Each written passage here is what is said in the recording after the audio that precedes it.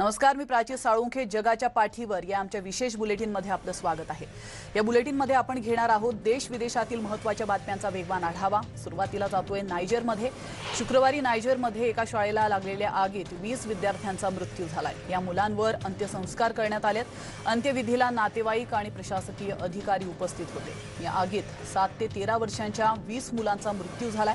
या आगीची चौकशी केली जात असून पुन्हा अशा घटना घडणार नाहीत याकडे लक्ष देणार असल्याचं प्रशासनाकडून आश्वासन देण्यात आलं. तर सॅन अँटोनियोमध्ये एका गोळीबारात 2 पुरुष आणि एका महिलेचा मृत्यू झाला असून एक पोलीस अधिकारी जखमी झालाय. एक ट्रक चालक रस्ता अडवून मध्येच उभा होता. पोलिसांनी कारण विचारलं असता त्या चालकाने पोलिसावर गोळी झाडली आहे. पोलिसांनी प्रत्युत्तर देत पुन्हा गोळी झाडली. यामध्ये एक चालक आणि 2 प्रवाशांचा मृत्यू झाला. न्यू इंग्लंडमधील मॅसेच्युसेट्समध्ये बर्फवृष्टी झाली आहे. मॅसेच्युसेट्समधील हॅव्लेमध्ये 18 सेंटीमीटर, प्लेनफील्ड आणि रोवीमध्ये 15 सेंटीमीटर, तर स्टॅफोर्ड आणि कॅनेटिकटमध्ये 8 सेंटीमीटरच्या गारा पडलेल्या आहेत आणि त्यामुळे हवामान खात्याकडून या शहरांना सतर्कतेचा इशारा देण्यात आला. ड्यूक ऑफ एडिनबर्ग पुरस्कारांची घोषणा करण्यात आली आहे. 32 वर्षीय शेफ जॉन वेट्स यालाही हा पुरस्कार देण्यात आलेला आहे. जॉन याला तुरुंगवास झाला होता. या काळानंतर त्याने काहीतरी नवीन शिकण्याची इच्छा व्यक्त केली आणि 3 वर्षांनी कारागृहातून बाहेर येताच त्याने शेफ होण्याचं निश्चित केलं. ड्यूक ऑफ एडिनबर्ग या कार्यक्रमामुळेच आपल्याला भविष्यात काहीतरी इच्छा करून दाखवण्याची इच्छा झाली आणि असं मत आता जॉन याने व्यक्त केलं. इंडियाना पोलीस विमानतळावरील एका माथेफिरू व्यक्तीने केलेल्या गोळीबारात 8 जणांचा मृत्यू झालाय, तर अनेक जण जखमी झाले असून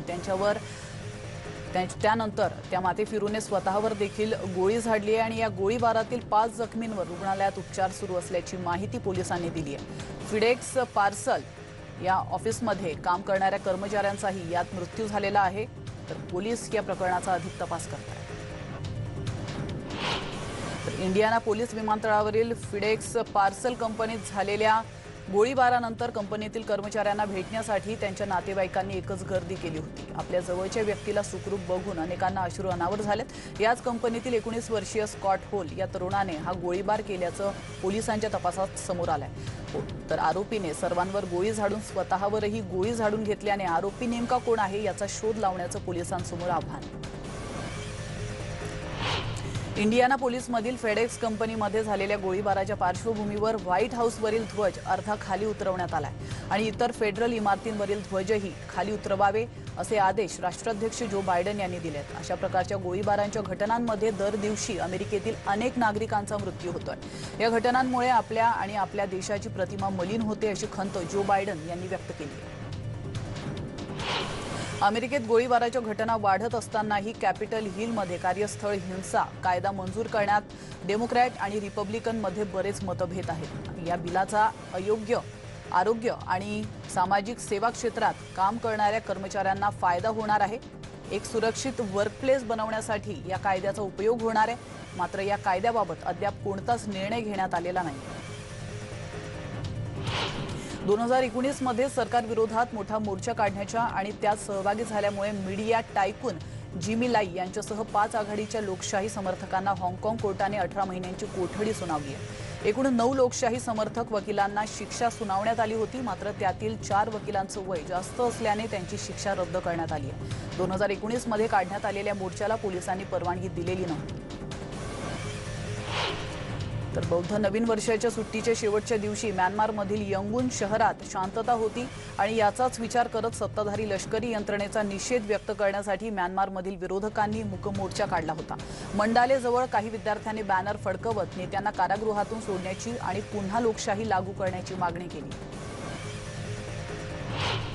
युक्रेन आणि रशियामधील वाढत्या तणावाच्या पार्श्वभूमीवर युक्रेनचे राष्ट्रपती व्हॉल्डोमर झेलेन्स्की यांनी फ्रान्सचे राष्ट्रपती इमॅन्युएल मॅक्रॉन आणि जर्मन चान्सलर अँजेला मर्केल यांची भेट घेतली आहे. वाढत्या तणावामुळे रशिया आणि युक्रेन या 2 देशांच्या मधील सीमेवर सैन्य तैनात केलंय. तर व्हॉल्डोमर आणि त्यांच्या पत्नीचं फ्रान्समध्ये स्वागत देखील करण्यात आलं. व्हॉल्डोमर आणि मॅक्रॉन यांच्या बैठकीत जर्मन चान्सलर अँजेला मर्केल यांनी व्हिडिओ कॉन्फरन्सिंगद्वारे उपस्थिती दर्शवली आहे। युक्रेन आणि रशियाचं सैन्य गेल्या 7 वर्षांपासून लढत आहे, तर युक्रेनमध्ये झालेल्या संघर्षात 14,000हून अधिकांचा मृत्यू झालाय। त्यामुळे आता हा संघर्ष थांबवण्यासाठी युक्रेन राजकीय समझोत्याचा मार्ग अवलंबत आहे। वर्ल्ड हेल्थ ऑर्गनायझेशनचे युरोपचे संचालक हंस क्लुगे यांनी शुक्रवारी अथेन्समधील एलिओनास प्रवासी छावणीला भेट दिलेली आहे आणि या छावणीत 1,500 स्थलांतरित नागरिक आहेत। तर इलिओनासमधील बहुतेक स्थलांतरित अफगाणिस्तान, सिरिया आणि उपसहारा आफ्रिकी देशांमधून आलेले असून मध्य आणि उत्तर युरोपमधील आपल्या कुटुंबाला भेटण्यासाठी हे सर्व स्थलांतरित निघालेले आहेत। जपानचे पंतप्रधान योशिहिदे सुगा यांनी पहिल्यांदाच अमेरिकेचे राष्ट्राध्यक्ष जो बायडन यांची व्हाईट हाऊसमध्ये जाऊन भेट घेतली आहे। चीनसोबत वाढत्या अडचणींचा सामना करण्यासाठी आणि अधिक घट्ट युती करण्यासाठी ही भेट महत्त्वाची मानली जाते। जपान आणि अमेरिकेमधील संबंध अधिक घट्ट होण्याची गरज असल्याचं जपानच्या पंतप्रधानांनी मत व्यक्त केलं। अमेरिकेच्या उपराष्ट्रपती कमला हॅरिस यांनी जपानच्या पंतप्रधानांचं स्वागत केलं। योशिहिदे सुगा हे पहिले जागतिक नेते होते ज्यांनी व्हाईट हाऊसला भेट दिली आहे, त्यामुळे कमला हॅरिस यांनी त्यांचे आभार मानले। तसंच जपानसोबत आपले संबंध दृढ करण्याच्या दृष्टीने ही सकारात्मक भेट असल्याचं देखील कमला हॅरिस म्हणाल्यात। तसंच योशिहिदे यांनी देखील अमेरिकेच्या प्रशासनाचे आभार मानले। योशिहिदे आणि बायडन यांच्या भेटीवेळी योशिहिदे यांनी इंडियाना पोलिसमध्ये झालेल्या गोळीबारावर दुःख व्यक्त केलंय। तसंच या भेटीमुळे भविष्यात दोन्ही देशांमधील सर्व व्यवहार आणि संबंध घट्ट होणार असल्याचा विश्वास जपानच्या पंतप्रधानांनी व्यक्त केला।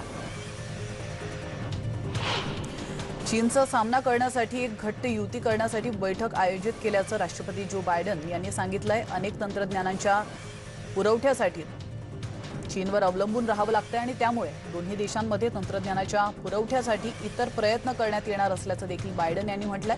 तसंच चीनवर अवलंबून न राहता इतर पर्यायही शोधले जाणार असल्याचं बायडन म्हणाले।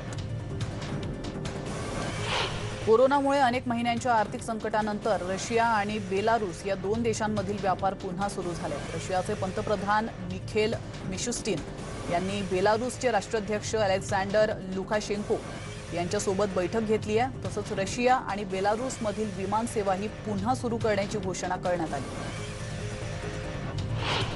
अमेरिकेने रशियावर घातलेल्या निर्बंधांना उत्तर म्हणून रशियातील 10 अमेरिकन मुत्सद्दींना हद्दपार केलाय।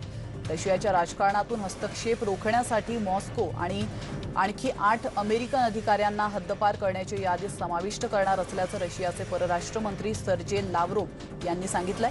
बायडन यांच्या प्रशासनाने रशियाच्या 10 अधिकाऱ्यांना हद्दपार करण्याचे आदेश दिले। ला सोफिर ज्वालामुखीचा पुन्हा उद्रेक झालेला आहे, त्यामुळे संपूर्ण सेंट विन्स्टन बेटावर वायू आणि राखेचं साम्राज्य पसरलं होतं। या बेटावर अडकलेल्या पर्यटकांना बाहेर काढण्यासाठी सागरी जहाज देखील पाठवण्यात आलं होतं। तर 9 एप्रिलला पहिल्यांदा ज्वालामुखीचा उद्रेक झाला, त्यावेळी जवळपास 20,000 नागरिकांनी स्थलांतर केलं होतं। तर कॅरिबियन बेटावर त्यांच्यासाठी राहण्याची सोय देखील करण्यात आली होती। इस्रायलच्या परराष्ट्र मंत्र्यांनी शुक्रवारी सांगितलंय की तेहरानने युरेनियम समृद्धीकरण प्रक्रिया पुढे नेण्याचं आश्वासन दिलंय। आपला देश इराणला अण्वस्त्र निर्माण करण्यास रोखू इच्छितो असंही तेहरान इथे प्रवक्त्याने म्हटलेलं आहे। तर इराणच्या आक्रमकपणाला रोखण्यासाठी आम्ही कटिबद्ध असल्याचं तेहरानने म्हटलंय। पॅरिस नॅशनल ओपेराने पुढच्या 6 सीझनसाठी गुस्तावो दुडामेल यांची संगीत दिग्दर्शक म्हणून नियुक्ती केली आहे। पॅरिस नॅशनल ओपेराने घोषित केलंय की 1 ऑगस्ट 2021 रोजी पुढच्या 6 हंगामांसाठी गुस्तावो दुडामेल संगीत दिग्दर्शक म्हणून काम करतील। तर पॅरिस ओपेराचे महासंचालक अलेक्झांडर निफ यांनी पॅरिसमध्ये पत्रकार परिषद घेत ही घोषणा केली। ईशान्य चीनच्या लाओनिंग प्रांताच्या कोळसा उद्योगासाठी प्रसिद्ध असलेल्या शहरात एक बस ड्रायव्हर सध्या सगळ्यांच्या चर्चेचा विषय झाला।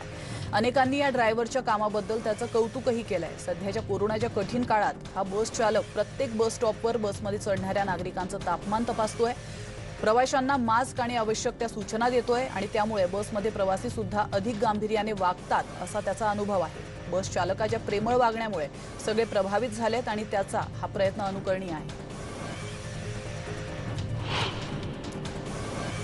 तर माजी डेमोक्रॅट वर्नन जोन्स यांना ट्रम्प समर्थकांच्या रिपब्लिकन पदाच्या उमेदवारीबाबत गव्हर्नर ब्रायन केम्प यांच्या असंतोषाला तोंड द्यावं लागणार आहे। जोन्स यांनी शुक्रवारी घोषणा केली की 2022 मध्ये ते सध्याच्या राज्यपालांना आव्हान देतील। तेव्हा डोनाल्ड ट्रम्प पुन्हा निवडणुकीच्या मैदानात उतरले होते, तेव्हा वर्नन जोन्स यांनी ट्रम्प यांचं समर्थन केलं होतं। तर 2020च्या राष्ट्रपतीपदाच्या निवडणुकीत मोठ्या प्रमाणात गैरव्यवहार झाल्याचा आरोप सुद्धा झाला होता आणि या प्रकरणी न्यायालयात सुनावणी सुद्धा सुरू आहे।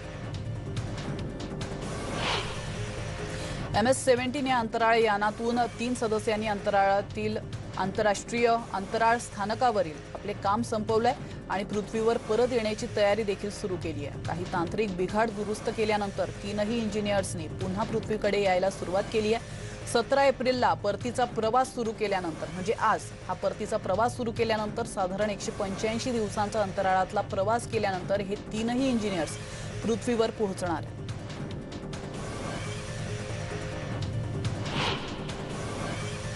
इथं घेतो एक छोटासा ब्रेक, लगेचच परत येतोय। तुम्ही पाहत रहा न्यूज 18 लोकमत।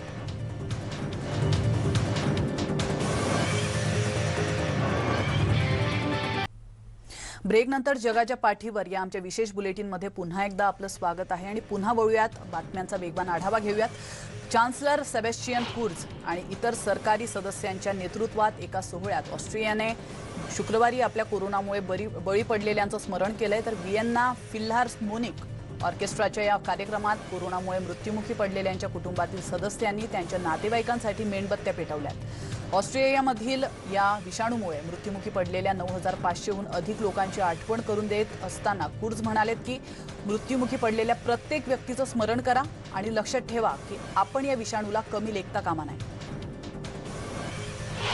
इटालियन राजधानीतील अंत्यसंस्कार प्रक्रियेत अडथळे निर्माण होतानाचं चित्र पाहायला मिळतंय। मृतांची संख्या जास्त आहे, मात्र स्मशानभूमीत दफन करण्यासाठी जागाच मिळत नाहीये। त्यामुळे या परिस्थितीच्या निषेधार्थ शुक्रवारी अंत्यसंस्कार करणाऱ्या फर्म्समधील कर्मचारी आणि मालक रोममध्ये जमल्याचं पाहायला मिळाले। तर दफनभूमी मालकांच्या मते ही समस्या फक्त रोम शहरासाठीच आहे आणि लवकरात लवकर या समस्येवर तोडगा काढण्याची विनंती त्यांनी प्रशासनाकडे केली।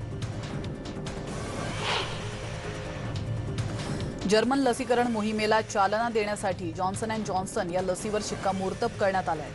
तर असं जर्मन आरोग्य मंत्री जेन्स स्पॅन यांनी स्पष्ट केलेलं आहे। तर पूर्वेकडील डेसाऊ शहरातील जॉन्सन अँड जॉन्सनच्या शॉटचा पहिला डोस तयार करणाऱ्या म्हणजेच लसीची निर्मिती करणाऱ्या IDT बायोलॉजिकाला भेट दिल्यानंतर स्पॅन यांनी हे वक्तव्य केलंय। तर जॉन्सन अँड जॉन्सन लसीवर युरोपभरात टीका देखील होताना पाहायला मिळते। जर्मन चान्सलर अँजेला मर्केल यांना ॲस्ट्राझेनेका कोरोना व्हायरस लसचा पहिला डोस मिळालेला आहे। त्यांच्या प्रवक्त्यांनी ट्विट करून मर्केल यांना लस देण्यात आल्याचं जाहीर केलंय। त्यांना शुक्रवारी ही लस देण्यात आलेली आहे। लसीकरणानंतर मी लसीकरण मोहिमेमध्ये सहभागी असलेल्या सगळ्यांचे आणि आजवर ज्यांनी ही लस टोचून घेतली आहे त्या सर्वांचे आभार मानते, असं मर्केल म्हणाले। अमेरिकेने चिंताजनक असलेल्या कोरोना व्हायरसच्या दुसऱ्या प्रकाराची ओळख पटवण्यासाठी आणि त्यावरील उपाययोजनांसाठी $1.7 अब्ज राष्ट्रीय नेटवर्क स्थापित केलेलं आहे। हा नवीन प्रकार या साथीच्या रोगाची आणखी एक मोठी लाट आणण्यास कारणीभूत ठरू शकतं अशी भीती देखील व्यक्त केली जाते आणि यावर उपाय शोधण्याच्या दृष्टीने व्हाईट हाऊसकडून 3 धोरणांची आखणी देखील केल्याचं कळतं। इटालियन पंतप्रधान मारिओ ड्रॅगी यांनी शुक्रवारी जाहीर केलंय की महिन्याच्या अखेरीस कोरोना व्हायरसमुळे देशात आखून दिलेल्या कठोर निर्बंधांना काही अंशी शिथिल केलं जाईल। तर इटलीतील सद्यस्थितीला असलेले अनेक निर्बंध हळूहळू 26 एप्रिलपासून दूर करण्यास सुरुवात केली जाईल, असं देखील ड्रॅगी यांनी रोममधील एका पत्रकार परिषदेत म्हटलंय। या काही काळात व्हाईट हाऊस क्युबातील कोणत्याही प्रकारच्या धोरणात बदल होण्याची अपेक्षा करत नाहीये। या आठवड्यात क्युबाच्या सर्व शक्तिशाली राजकीय संस्थेच्या प्रमुख असलेल्या कॅस्ट्राबरोबर कम्युनिस्ट पक्षाची सभा देखील शेवटची असेल अशी शक्यता देखील व्हाईट हाऊसकडून व्यक्त करण्यात आली आहे। तर व्हाईट हाऊसमध्ये प्रेस सचिव जेन सासाकी म्हणालेत की क्युबाच्या धोरणात बदल करणं किंवा अतिरिक्त पाऊल उचलणं हे सध्या राष्ट्राध्यक्षांच्या प्राधान्यक्रमात नाहीये। पेट्रोपोलिस या डोंगराळ शहरातील ब्राझीलचा एक पोलीस आपल्या मोटरसायकलवर स्वार होऊन लहान मुलांना कोरोना व्हायरस संदर्भात माहिती देण्यासाठी आणि सावध करण्यासाठी दारोदारी फिरतोय। कोरोनापासून बचाव होण्यासाठी मास्कचं वाटप देखील हा पोलीस जवान करताना पाहायला मिळतोय। 45 वर्षीय सैन्य पोलीस सर्जंट इवेल्डो पिंटो यांनी स्वतःच्या मुलांचं मनोरंजन करण्यासाठी हे कपडे विकत घेतले होते, जे आपण या दृश्यांच्या माध्यमातून पाहतोय। ते सुपर हिरोचे मोठे चाहते आहेत आणि तेच कपडे घालून हा अवलिया दारोदारी फिरतोय। पोलंडचं पहिलं लसीकरण केंद्र हॉर्साच्या पूर्वेस अंदाजे 40 किलोमीटर अंतरावर मिन्स्क मोझोइकी येथे सुरू करण्यात आलेलं आहे। तर मेडिकल डायग्नोस्टिक सेंटरचे उपाध्यक्ष आर्टर प्रुसाझिक यांच्या म्हणण्यानुसार ड्राईव्ह थ्रू पॉइंटच्या माध्यमातून दिवसाला 300 लोकांना आणि आठवड्यातून 1400 लोकांना लस देऊ शकतात। चीनने तयार केलेली कोरोनावॅक ही लस चिली नागरिकांना देण्यात आली आहे। ही लस लक्षणांविरुद्ध 67% आणि कोरोनाबाधितांचा मृत्यूदर कमी करण्याच्या दृष्टीने 80% प्रभावी असल्याचं दक्षिण अमेरिकेच्या आरोग्य मंत्रालयाने शुक्रवारी सांगितलंय। तर मंत्रालयाचे सल्लागार राफेल आराओस म्हणाले की या अभ्यासात 10.5 दशलक्ष लोकांवर चाचणी करण्यात आली होती, ज्यात लसीचे दोन्ही डोस प्राप्त करणारे 2.5 दशलक्ष आणि एक डोस घेतलेल्या 1.5 दशलक्ष लोकांचा समावेश आहे। चिलीची राजधानी असलेल्या सॅन्टियागो येथील स्मशानभूमीत दररोज अंत्यविधीसाठी येणाऱ्या मृतदेहांची संख्या दुपटीने वाढते। कोरोना व्हायरस संसर्गाच्या दुसऱ्या लाटेमुळे ही परिस्थिती उद्भवल्याचं तिथल्या प्रशासनाचं म्हणणं आहे। कोलंबियाची राजधानी असलेल्या बोगोटा शहरातील महापौरांनी आदेश दिल्यानंतर 3 दिवसांचा लॉकडाऊन घोषित करण्यात आला होता। मात्र या विरुद्ध डझनभर व्यापाऱ्यांनी शुक्रवारी कोलंबियन राजधानीत निदर्शनं केली। कोरोना व्हायरसच्या वाढत्या प्रादुर्भावामुळे बोगोटामध्ये बेरोजगारी वाढली असल्याचं देखील दिसतंय। तर राष्ट्रीय सांख्यिकी विभागाच्या आकडेवारीनुसार 2020 मध्ये बेरोजगारीचा दर हा 18.2% वर पोहोचला आहे। तर 2019 मध्ये हाच दर 10.9% एवढा होता।